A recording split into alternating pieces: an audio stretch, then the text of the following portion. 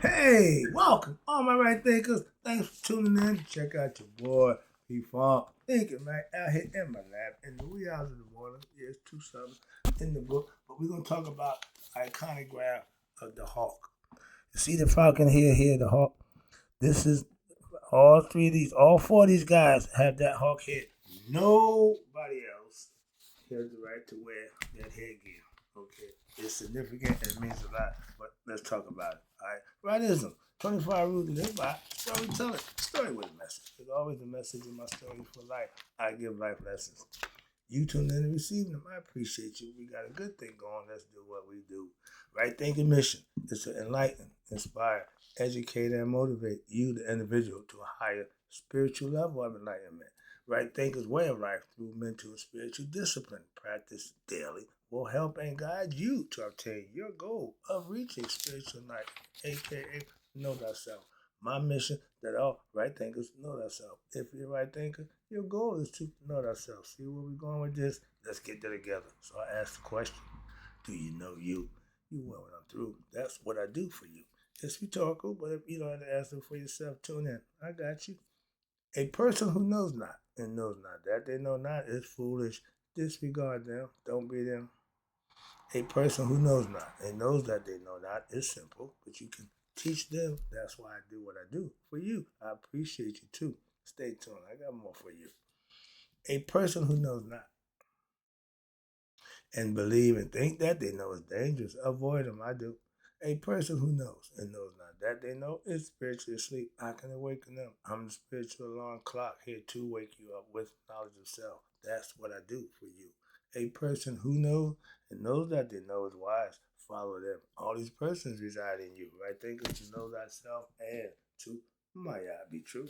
I just showed you the teachings or the great people's philosophy or the teaching of the hawk iconograph. These are all gods in their own rights, and I'm gonna define them for you right quick, and then we're gonna move on. When you hear the word Heru, that's the spirit that's in me and you, is recognized by the falcon or the hawk. From the icons I just showed you above, we can see one particular overriding feature that all the images have in common, which is what? They all display the hawk iconograph. I got an issue with that because I know it's the falcon, okay? And I did my little study. I'm getting homework between the hawk and the falcon. The hawk is a bigger bird. The falcon is built for speed.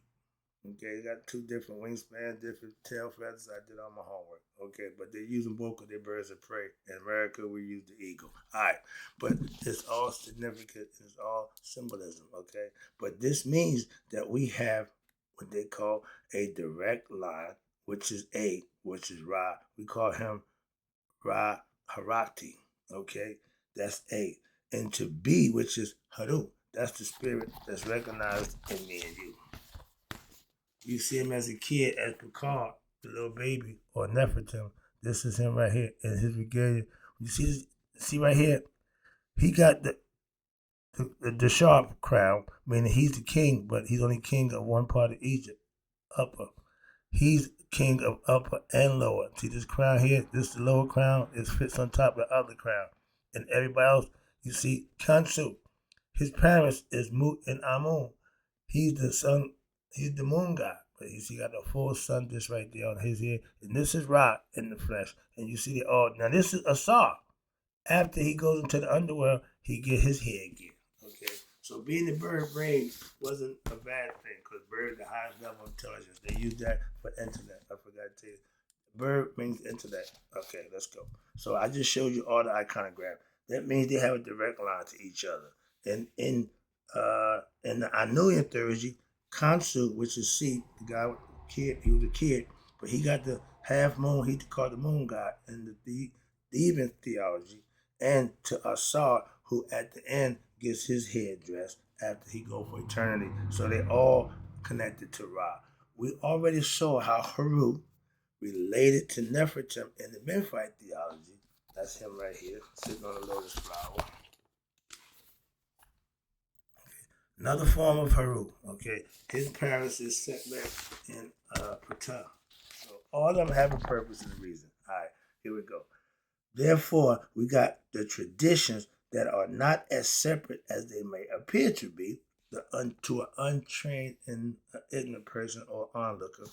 But more importantly, this feature running through all the icons mean that each is a manifestation from the same solar principle. The one principle, many come after that. That represents Ra, A.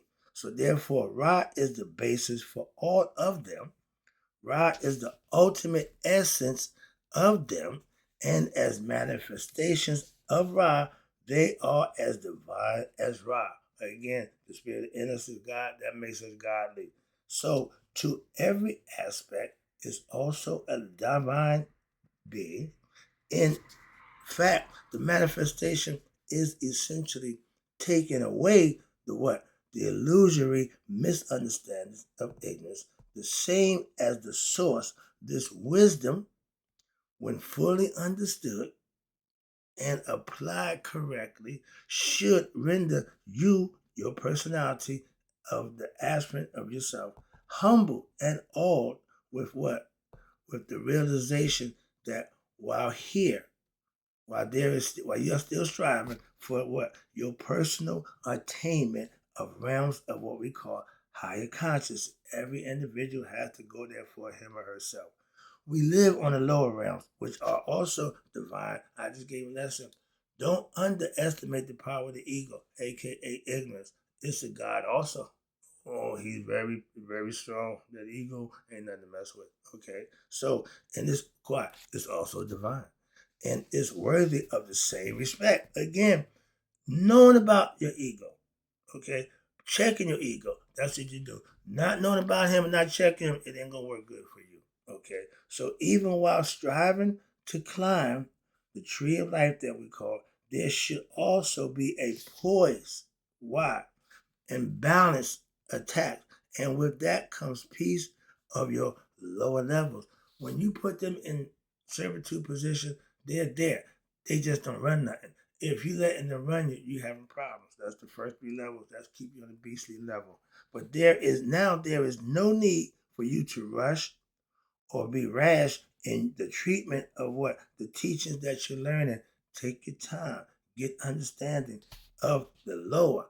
Watch this, your lower self, as these eventually will lead to what? Your higher self. But you have to conquer them first. When there is patience, there is diligence, and there's correct understanding of the instruction and practice correctly, you will succeed to the next level. Now let's move down here to what they call Heru Picard. That is explained as having 7 aspects of Ra. And those aspects, of course, what are your different levels of growth from childhood as Heru Picard to Heru Burdett, the warrior who what mastered himself. And that's our goal as Heru in spirit, living now. Excuse me. So from child to adulthood, and they also represent the 7 chakras or the spheres, the Safat Ba, the 7 souls of Ra, the 7 spheres, the 7 energy centers. These are all names for the 7 worldly vertices of consciousness as it evolves from your childhood, and that's where y'all start out as a spiritual being thinking with human beings to what? A spiritual, enlightened adult being. It's okay to be unenlightened as young. Phrase young and dumb, yeah, but you should not go through life dumb. So Heru, Heru, you have many other aspects beside those of the childhood. When we grow up, we leave the childhood things behind. But if we think of the 7 aspects as important phrases in development, or excuse me, phases in development of your Heru principles, we can realize the necessary aspects within ourselves. That's the goal that we need to be developed in order to have a successful journey towards what we call spiritual enlightenment. The goal in life is to become enlightened before what? You die. Because if you die unenlightened, you're coming back. That's the difference. Moving on. All right. But we have discussed several aspects of that which are important for your spiritual evolution. But one important aspect of you, Heru Burdett. That's Heru the warrior. That's this guy here. Okay, you don't see him that often. That's him harpooning Set. That's him on the boat harpooning Set. But that's your ego. Excuse me. That's your higher self beating up on the ego self. Okay, they're at war. Okay, that's the moral war that goes on inside yourself. So let's talk about now the concept of you growing from the child, Heru Picard, to Ego Burdett. Heru Burdett is the specific aspect, watch this, of you, Heru, that was worshipped in the city. He has his own temple in Edfu. Edfu is where you have the main temple of Heru. Okay, they got a big Falcon sitting right in front of it. In that temple, now Aset had hers, Heru got his. Everybody had their own temple and they taught their philosophy personally, right? Watch this. So you can go into the interior side of the boundary walls. Even today, you still go through it. Now, and it gives you the story of the battle of who? Heru and Set. That's the battle that goes on inside you. That's Heru and Het. Oh, I got the body color. You see the body with two heads? There you go, right here. That's telling you that it's going on inside of you. Okay, that fight, that's Set in Heru. Heru facing forward, Set facing backward. What that tell you? That's a perfect indicator. Picture says 1,000 words. I'm gonna break it down for you as I get there. But right now we dealing with Heru growing up and dealing with the warrior part of Heru. Okay. Now you can go in, but watch this. The battle between Heru and Set. That's you and your ego self. This brings up another important aspect point about what cosmic mythograph, the assignment of numbers to the divine. I did that to the divinity. I took you to the numbers, but the number of Heru is confirmed by what? By the myth scripture of temple inscription. It says here, which assigned them numbers. The number of Heru is confirmed by the temple of Heru. So how do we know the number to assign to Heru is what? 10. 1 0. On the wall of the temple, he is seen spearing Set 10 times, who is in the form of a hippopotamus. But then he chains him. Then he controls him. But he don't kill him. You don't want to kill, no, don't kill the ego. He don't kill him. Of course, adding to this is the Assyrian resurrection myth and the account of the battle between Heru and Set. We were told that Heru took Set's virility, his testicles, his nuts, his power to reproduce. He can't do it anyway, but he didn't know that. This one of the reasons why he can't, too. They just put that in there. He took his testicles, and he has now control over those. And in other words, he controls Set power to regeneration. That is to say, Heru gained control over Set's power that Set had used to what? Wreak havoc and promote egoism, commit murder, acts in deceitful manner, and worldly illusion, having you thinking it's all about you. That's the ego self. But the battle between Heru and Set is said to have occurred, pay attention, in 3 days. Other story tell you 80 years. So depending on who tells the story, what they're trying to get across, that 3 days would indicate something I'll get to in 1 second. But 3 days, of course, but it's always 3 days. As you recall in the Christian myth, not the Christian reality, the Christian myth. It is important that the time it took for Jesus to be resurrected, how many days? 3 days. We know that Heru and the ancient Egyptian religion of Asar was the prototypes, meaning the first, for what this whole Christian myth and the religious practices. Why? Heru's birth, persecution, and subsequently the redemption of his father, and the same thing that was adopted by the Christians later in the history. Yeah, I didn't create this story. It's the greatest story ever told. That's why you can tell it and it still goes on. But in the mystical philosophy, it means that you have had a battle. And three aspects of your own personality: your physical body, your astral, and your casual. Okay, the pet, the tie, the pet, and the doo-wop. But these are all three realms, and if it's consciousness, conscious, uh, subconscious, and unconscious realms, whichever you want to use it. But it's called the tie, the pet, and the doo-wop. Bam.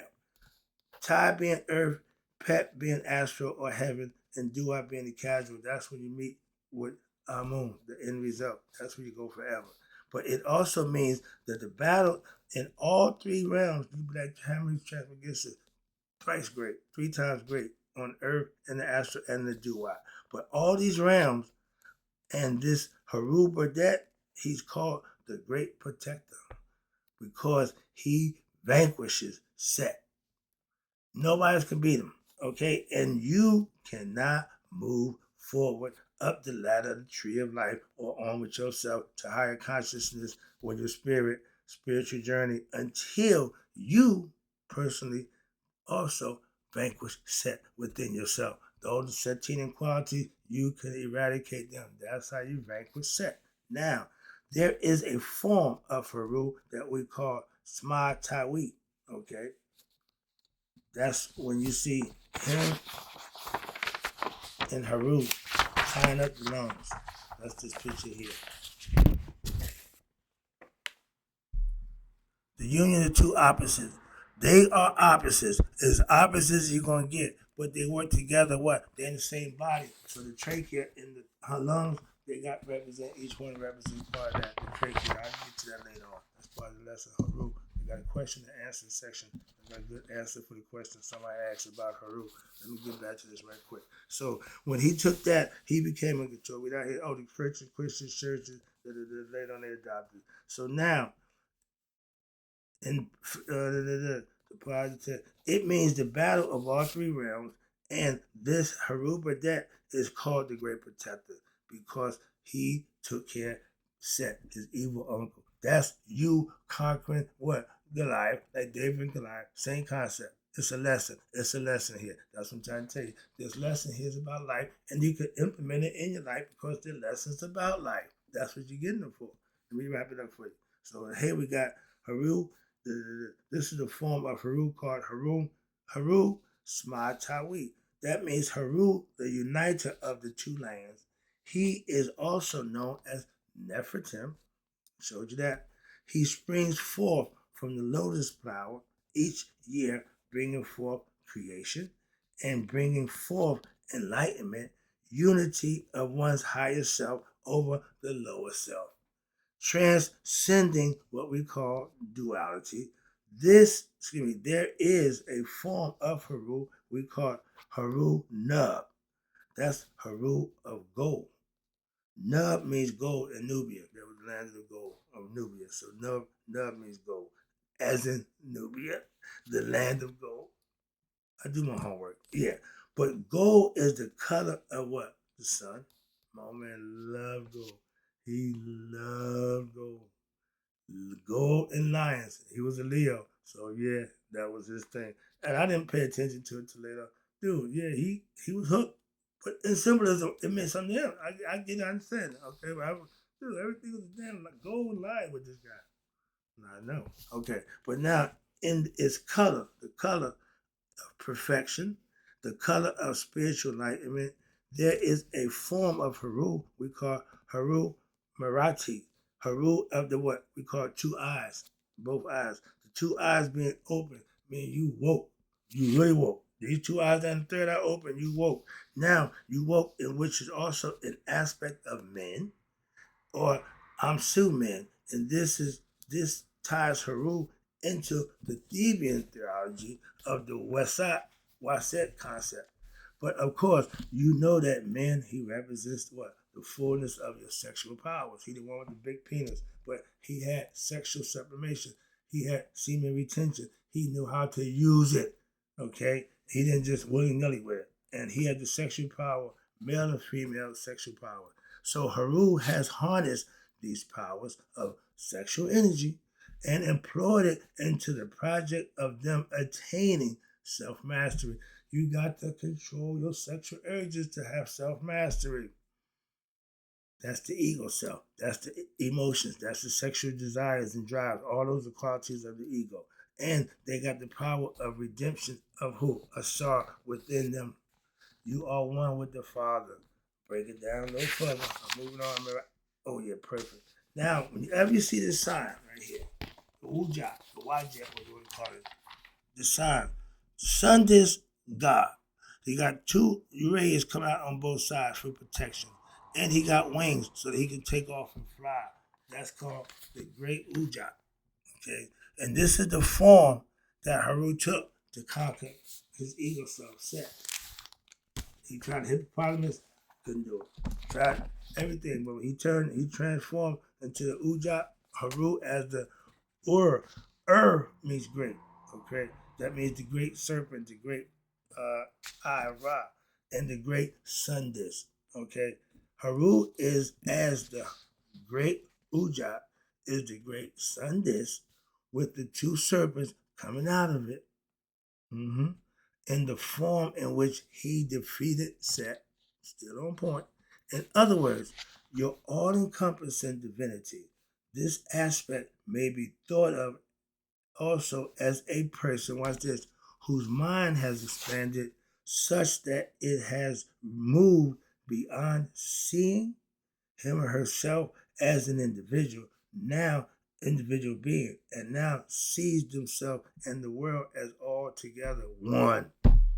That's the oneness, the non-duality of consciousness. When you reach that level, you know everything is on the one. George was there.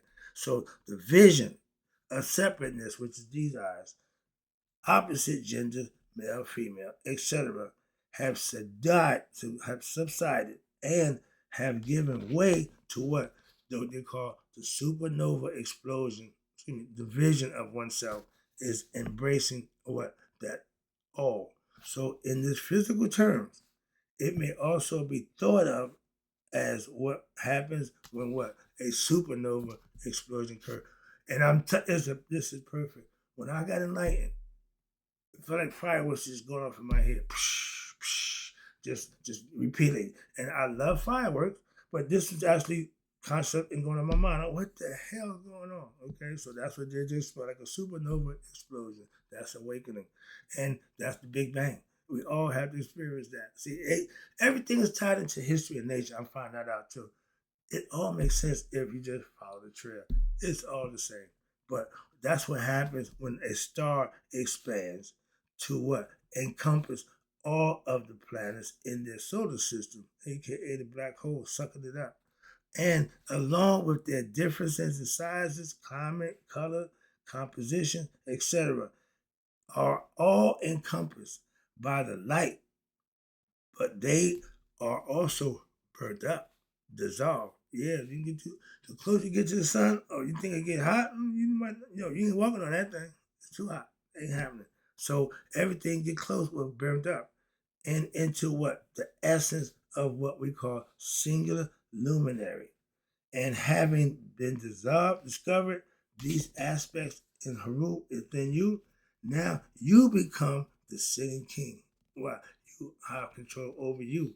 And anyone who discovers their aspects and develops them within themselves will all become the sitting ruler of themselves by be you male or female. You have the honor. Remember, Heru was called the great he, she is both, like God, male and female. Wrapping it up with this one.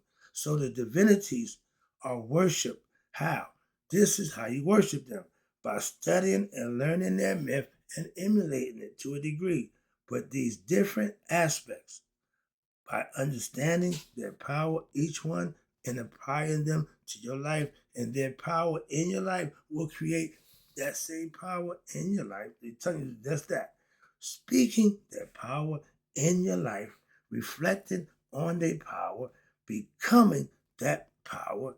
If you were to be able to do this, there is nothing central. There is another central shaft which lies in the middle of the obelisk, and that runs directly from Heru to Ra. He's always been there. Remember the Wizard of Oz? They wouldn't find everything that everybody looking for outside. They thought outside themselves was already inside themselves. That's the oldest story in the book. That's what they're telling you here. You directly from Heru to Ra. Your spirit is connected to God. Ra is God. Heru is the spirit from God. That's us. There is a connection again that opens up, and then it becomes in the words of Tahuti, God's mind. As above, as above, so below.